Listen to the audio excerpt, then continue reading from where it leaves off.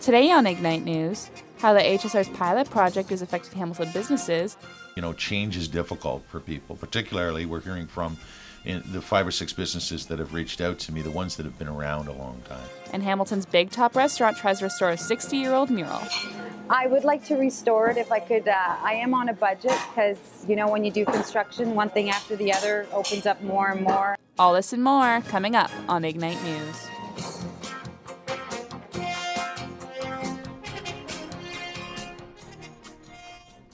Good morning and welcome to your Ignite News for Wednesday, November 13th. I'm Mickey Slinger. And I'm Rachel Williams. Here's what's making news.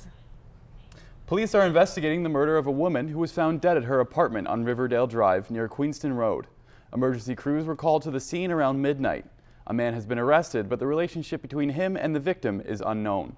Details are limited as police continue to search the crime scene for evidence. This is the second murder in the East End this week. Ex-Hells Angels member James Malone was gunned down on Kenilworth Ave on Saturday. Mohawk College honored veterans and service members alike with its Remembrance Day ceremony this week. Ignite News reporter Shannon Brownlee was there.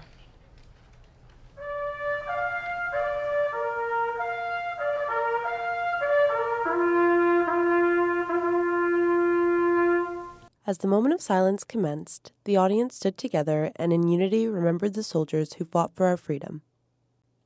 The opening ceremonies for the Remembrance Day service featured music students Karen Visser and Matthew Stodock, who performed How and My Heart Will Go On. Police Foundation student Ethan Brooks reflected upon his time as a Canadian trooper during his keynote speech. Most young men and women who enlist, they do it on a voluntary basis, and they know the expectations and the risks that come with that. No family volunteers to lose a child. Robert and Margaret Thomas attended the service. Robert Thomas served for nearly 39 years and then retired as a captain. It's really great that we try to remember, and it's important that we continue to do this to honor those people that gave their lives or parts of their lives for Canada. Poppies were worn with pride all over campus. Corporal Garrick Skoretz couldn't help but think of the freedom taken for granted every day. Remember those who have given their lives and those who have given periods of their lives in service to us so that we can enjoy our life as it is. Every year, people take a moment to remember and appreciate the soldiers who fought for our freedom. Lest we forget. Reporting for Ignite News, I'm Shannon Brownlee.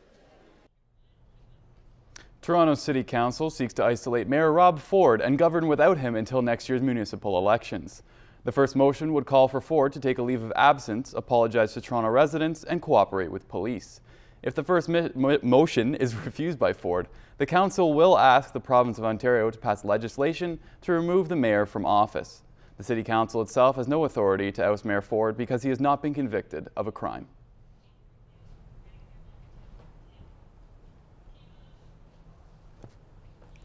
With a dedicated bus lane in place on King Street, many business owners wonder how traffic is going to affect them. Ignite News reporter Ashley Segato has the story.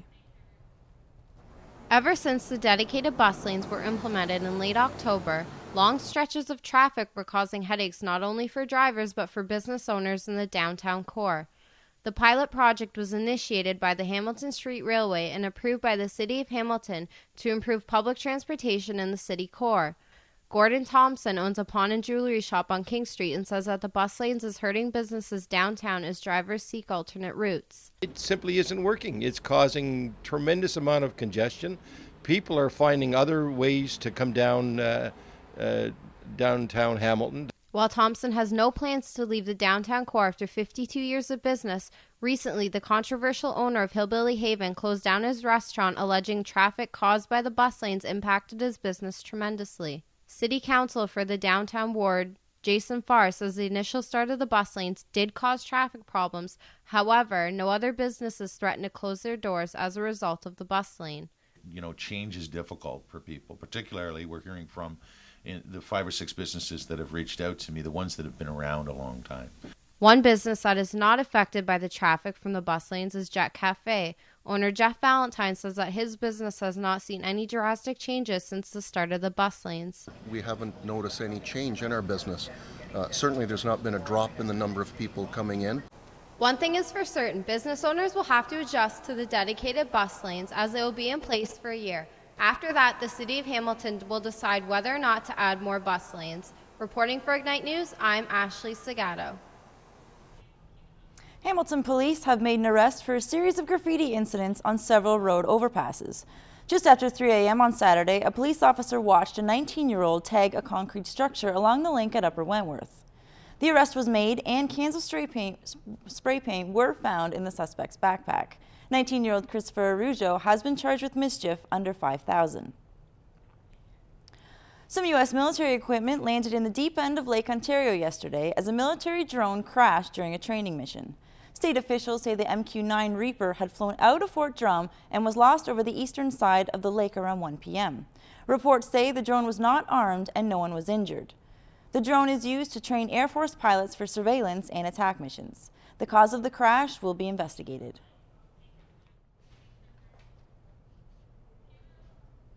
And that's all we have today in news. Let's take a look at what's coming up in sports, entertainment, and weather. It's going to be a cloudy week with a chance of showers coming in over the weekend. I've got your full forecast coming up in weather. Coming up in sports, you know hockey season is the top priority when it's feeling this cold outside. And speaking of hockey, 3 Canadian teams were in action last night. The Jets, Habs, and Flames. And I'll let you know how each of them fared against pretty tough opponents, so stay tuned. Great Big C is coming to Hamilton, and it's time once again for the HMAs. Those stories and more coming up on Entertainment. Dimitri has the latest in NHL action. Let's go to him for some sports news.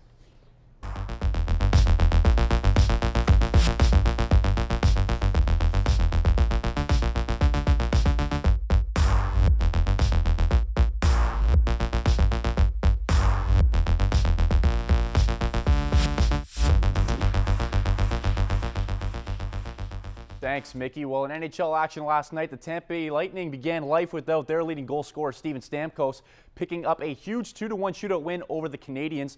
Montreal was only able to muster 13 shots on Bolts goaltender Ben Bishop after 2 periods, with Habs goalie Carey Price keeping the Habs in the game. Down 1-0 going into the third, Montreal was finally able to get on the board with a Max Pacioretty goal. Neither team could score in overtime, but Bolts forward Valtteri Filppula managed to score the winner in the shootout there. And over to the Western Conference, the Winnipeg Jets continued their dominance in the shootout this season, defeating the Detroit Red Wings 3-2, while on the road last night, the Jets are now 4-1 in shootouts this season. Brian Little opened the scoring for the Jets, and Zach Bogosian also potted one in regulation. Pavel Datsyuk scored twice for the Red Wings, who have now lost 6 consecutive games at home. Devin Setoguchi and Andrew Ladd scored in the shootout for the Jets to give them the win.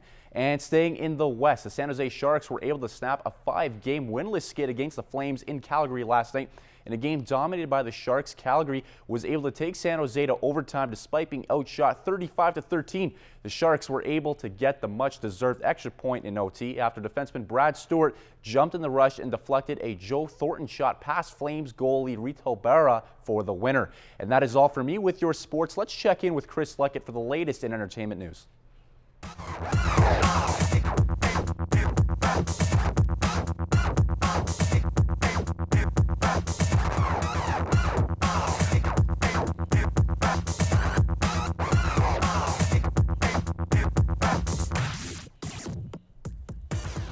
Thanks, Dimitri. Google Glass is now expanding its target audience to music lovers. Google revealed new music features for their advanced glasses yesterday, including the ability to search for songs, scan playlists, and stream music through Google Play. Earbud headphones are also being designed for the glasses, which include an audio search feature similar to Shazam or SoundHound. The headphones can not only identify a song, but can tell you where to buy it. The specialty earbuds will be available by the end of the month. There will be a great big lineup this year for the 15th annual Stop Engage Park. Tom Cochrane and Great Big Sea will be performing in Hamilton as part of the Canadian Pacific Holiday Train Stop on November 30th. The Holiday Train intends to raise donations and awareness for Hamilton Food Share. Admission is free, but donations of cash or non-perishable food items are encouraged. Mohawk College is proud to present the Hamilton Music Awards this weekend. From November 14th to 17th, the college will be host to an abundance of local musical talent and music broadcasters. The event kicks off with the HMA Industry Conference on Thursday here at the McIntyre Theatre. Alan Cross has been nominated to be the keynote speaker. The remainder of the weekend features more than 60 musical acts in 2 nights. Mohawk College encourages students to come out and support local artists. One of those artists is Jillian Nicola. Ignite News reporter Neil Reyes recently spoke with Nicola about her music and her Hamilton roots. Jillian Nicola and the Radio Interference are nominated for 2 awards at this year's Hamilton Music Awards. Their Chasing the Winds EP was released this past June, and the nomination came as a surprise to the singer-songwriter.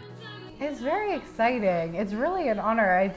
I mean, like, I didn't really think we'd actually get nominated, but it's really nice because, you know, we've really been trying to establish ourselves both in Toronto and in Hamilton. Both communities are really important to me because I've spent a lot of time in both. And but I really wanted to get Hamilton, so it's nice to be amongst so many other amazing Hamilton musicians. Nicola started singing as a member of the Hamilton Children's Choir. When she attended University of Toronto, she began singing and playing guitar at open mic nights. Now she plays as a band with the Radio Interference and her brother Ben. Ben is actually our newest member, ironically. We've known each other, obviously, for the longest time, since we're brother and sister. We would never wanted to play together. But we never wanted to play together. Well, we would play at, like, family things, but we never go beyond that. And then I started recording this CD, and we were doing a song that we had recorded in memory of my grandfather, and he played on it, and the guys heard it, and they're like, why isn't Ben our lead guitar player? So he started recording on the CD, and kind of the rest is history. The band is nominated for Alt Country Album of the Year and New Artist/Group of the Year. Jillian does all of the songwriting for the band, and she's eager to get some new material into their set. We kind of took it a little bit easy this fall, but I have started writing, and I actually told them after we play our showcase at the Hamilton Music Awards this weekend, I have all new music to teach them because yeah, I'm excited to get some new stuff in our set. For Ignite News, I'm Neil Reyes.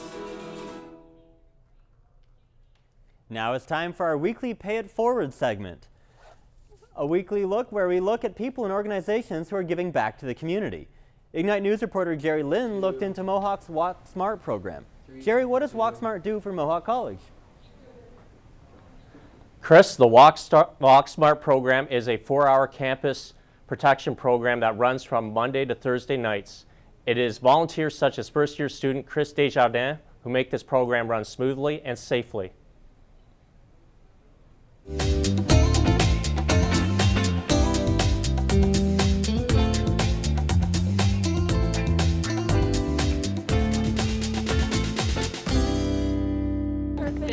No problem. Have a good night. Take care. First-year Police Foundation student Chris Desjardins volunteers Tuesday and Wednesday nights with the Walk Smart program. He says it's a rewarding experience meeting new people and keeping them safe. What I like about Walk Smart is, being able to volunteer, engage yourself into the school community. I like helping out with others.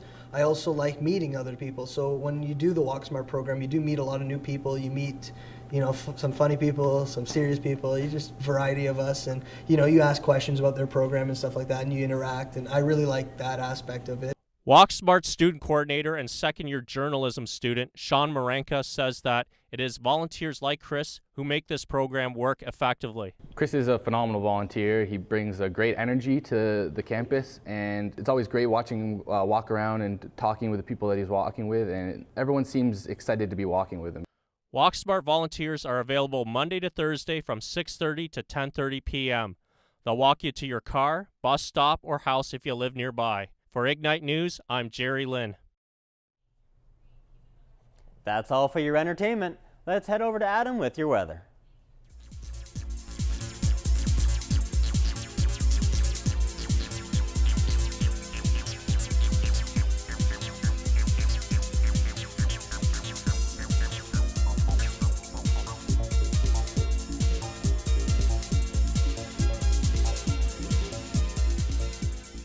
Thanks, Chris. Today in Hamilton, we have a mix of sun and clouds at a high of 3, and there's similar conditions in Toronto with a mix of sun and clouds at a high of 4. Over Niagara Falls, it's partially cloudy at 4 degrees, and it's Sunday in London at 2 degrees, and in Windsor, they're enjoying a sunny day at 3 degrees. Taking a look at the next 24 hours in Hamilton, this evening the skies will clear and the temperature will drop to 0. The skies will remain clear overnight as the temperature drops to -1, and we can expect a sunny morning tomorrow at a high of 7. Let's take a look at the next 5 days in Hamilton. Tomorrow is expected to be sunny at a high of 3. Friday, the clouds roll in with a high of 8 and a low of 3. Saturday will continue to be a mix of sun and clouds at a high of 9, low of 7. Sunday may be a wet one as showers are expected to come in at a high of 11 and low of 9, and the showers continue in Monday with a high of 10 and low of 2. That's it for me. Let's pack it back to the desk with Mickey and Rachel. Now for our Tech Talk feature, where we look at some of the latest trends in the tech world. This week we have Ignite News reporter China Corvino with the latest release of the PlayStation. The Sony PlayStation 4 will be released in North America this Friday. If you're thinking about purchasing this new gaming system, here's one important thing to consider. The current information the company has released about the newest console may concern some users, as they will need to have an internet service that can handle the amount of online usage the PlayStation 4 will involve. PlayStation plans to have the new system revolve entirely around online activities such as sharing and streaming. It looks like it will need a significantly larger amount of internet bandwidth than the PlayStation 3, and the CRTC may or may not be able to support it. Canadian users will likely end up with more expensive internet bills due to the gaming system's online needs. The flash of the latest gaming technology may be exciting, but will your internet service be able to support it? If you want the PlayStation 4, you may need to prepare for a costly upgrade. We talked to Mohawk students to find out what their thoughts on the new console are. The one thing I liked is I heard that you can possibly use old PlayStation games, which I have a lot of them that I like. I don't really like the new games, so that's kind of the reason why I was going for it. The ability to talk to people playing different games, like if you're playing Call of Duty and someone else is playing Killzone, you can actually talk. That'll be popular too. That's it for Tech Talk this week. I'm China Corvino reporting for Ignite News. It has been officially confirmed Canadians love their beer. According to a recent report by the Conference Board of Canada, each Canadian purchased about 235 bottles of beer last year. The industry accounts for 1 in 100 Canadian jobs, or about 1% of our gross domestic product. It also generates $5.8 billion in tax revenue each year. And that's all our news coverage for today, Wednesday, November 13th.